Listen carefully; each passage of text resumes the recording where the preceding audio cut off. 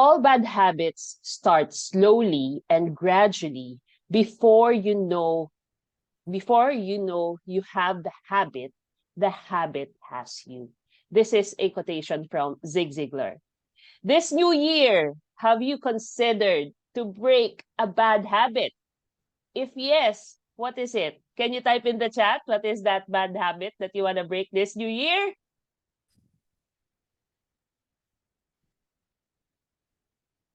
Okay, well, you're still thinking about it. Feel free to type it in the chat and we'll read it later on. Why is it, why do we need to break them? Bad habits. I don't know if you agree with me that bad habits are time consuming. They are destructive and they prevent us from achieving our goals, right? Why is it hard to break them? Well, for example, let's say um, you have a bad habit of eating chocolates after your working hours. There is a habit loop that they call that you go through. So what's the trigger? Probably the trigger is your stress from a long day's work. The routine is you eat the chocolate and then it becomes your reward as temporary stress relief to feel better. So each time you repeat this behavior pattern, it becomes ingrained in your brain until it eventually becomes automatic or what we call a habit. So this morning, let me share to you 3 scientifically proven ways to break a bad habit.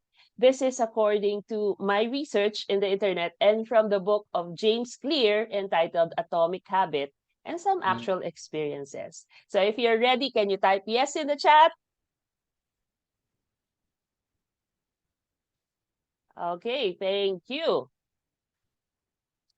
So number 1, use the words I don't instead of I can't. Using the words I don't instead of I can could actually help you to make better choices. In the research study published in the Journal of Consumer Research, 120 students were first split into 2 different groups to test their ability to resist chosen temptation. One group was told to repeat the phrase I can't, while the other one was told to say I don't. For example, if presented with a chocolate to one group, they would say, I can't eat chocolate. And the other group would say, I don't eat chocolate. Each group was then prompted to answer some quick questions unrelated to the study, but when walked out of the room, they were presented with 2 complementary treats, a chocolate candy and a healthy granola bar. Surprisingly, the researchers found that the students who used the phrase I can't chose to eat the chocolate candy by 61%, while the students who used the word I don't only chose to eat this at 36% of the time. So why not try that? Use I don't rather than I can. Second way or strategy is practice being aware of your triggers. According to addiction expert Judge Hudson Brewer, regular mindfulness practice could help you break a bad habit. Better awareness of the triggers that cause bad habits has been shown to interrupt existing feedback loop that keeps a bad habit in place. So what do I mean by this? Next time that you are in the urge of a bad habit, take a step back and be aware of the sensations of the triggers in your body. Then record it like a journaling. Your answers to the following questions. What are these questions? Where were you when the craving showed up? At what point during the day that happened? What is your emotional state? Who are you with? And what happened before you felt this way? Most of the time, I would really relate to these questions because I would go into my bad habits whenever I'm with my husband. It's okay to say that because he's not here. Keep a short journal of your progress and take quick notes of the events that take place on these days so that you can act on that bad habit versus the days that you don't. So this kind of awareness practice will help you actually begin to take control of your actions and make better decisions over the long term. So the second technique is to practice being aware of your triggers. Third, use an if-then plan to replace the bad habit with a good one. They say you cannot totally eliminate a bad habit, but you can always choose to replace a bad habit with a good one. Having a goal to break a bad habit is not enough. If you permanently stick to a good habit, an intentional plan of action is actually required.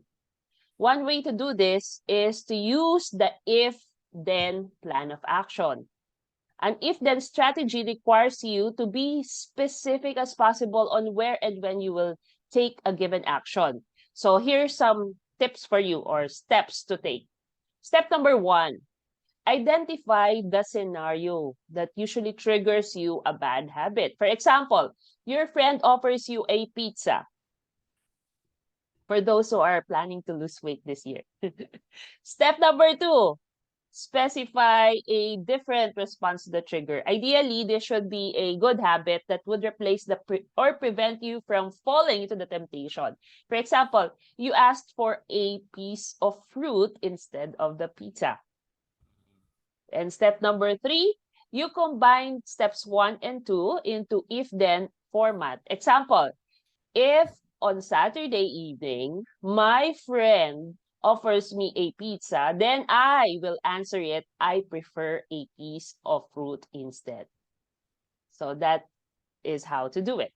Using an if-then plan makes it easier for you to react to your cravings and replace them with a good one because of the prepared automatic response. This may sound so simple and easy, right? Yeah.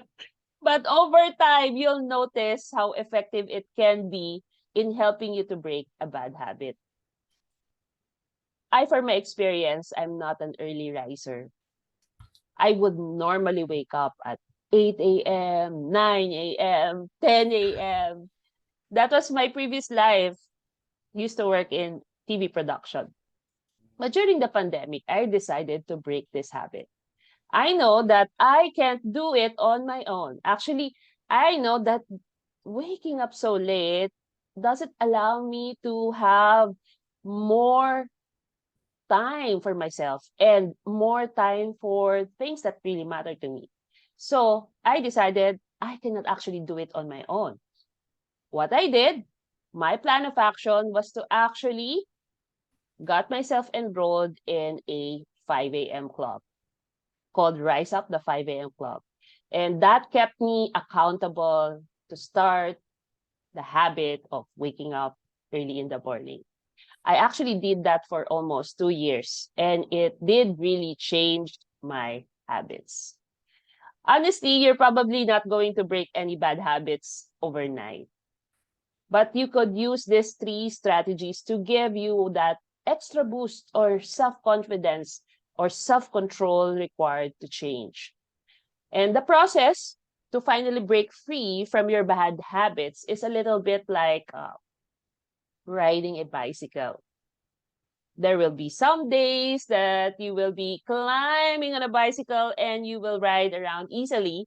And there will also be days where you will struggle. It's like biking on a hill and falling over and over and over again. And one thing that's for sure, just be kind to yourself. No matter how long it takes, if you fail, you always can get back up and have more patience and perseverance. You will soon reap the rewards of having a good habit and breaking your bad habits. Then you'll be finally free. In summary, follow the 3 strategies that I shared to you. Use the words I don't instead of I can't. Practice being aware of your triggers. and then use an if-then plan to replace the bad habit with a good one. My final question to all of you, what bad habit will you try to break in the next 30 days? Back to you, Toastmasters Bite. 30 days.